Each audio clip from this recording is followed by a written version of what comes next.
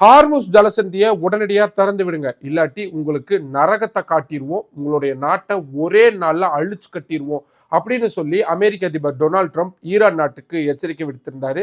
அவர் கொடுத்திருந்த அந்த காலக்கெடு அப்படின்றது முடியக்கூடிய சூழல்ல உங்க நாட்டில் இருக்கக்கூடிய மின் நிலையங்கள் அத்தனையும் நாங்க அடிச்சு நொறுக்க போறோம் அப்படின்ற பகிரங்கமான எச்சரிக்கையும் ட்ரம்ப் அவர்கள் கொடுத்திருந்தாரு. கிறுக்கனா இருக்கக்கூடிய ட்ரம்ப் கண்டிப்பா அதை செஞ்சிருவாரு அப்படின்னு நம்பக்கூடிய ஈரான் நாட்டு தலைவர்கள் ரொம்ப அதிரடியான ரொம்ப ஆபத்தான ஒரு முடிவு எடுத்திருக்கிறாங்க. அதாவது ஈரான்ல இருக்கக்கூடிய அந்த அணுமின் நிலையங்கள் மின்சார உற்பத்தி நிலையங்களை சுத்தி ஹியூமன் செயின்னு சொல்லப்படக்கூடிய மனிதர்களை அணிவகுத்து நிக்க வைக்கக்கூடிய மனிதர்களை கேடயமா பயன்படுத்தக்கூடிய ஷீல்டா பயன்படுத்தக்கூடிய ஒரு முடிவு அப்படின்றத எடுத்திருக்கிறாங்க.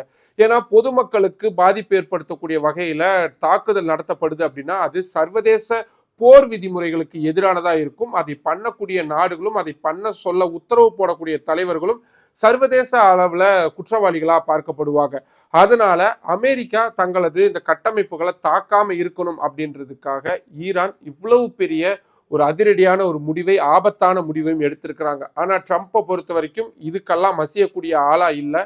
அவர் தொடர்ச்சியா மக்களை கொன்று குவிக்கிறதுக்கும் தயங்காத ஒரு ஆள் அப்படின்றதுனால இப்படியான ஒரு மனித கேடயத்தையும் மீறி ஈரான் நாட்டில் இருக்கக்கூடிய அணுமின் நிலையங்களை அவர் தாக்குவாரோ அப்படின்ற அச்சம் தான் எழுந்திருக்கு. உலகம் ரொம்ப கவலையோட இதை இப்ப பார்க்க தொடங்கி இருக்கிறாங்க.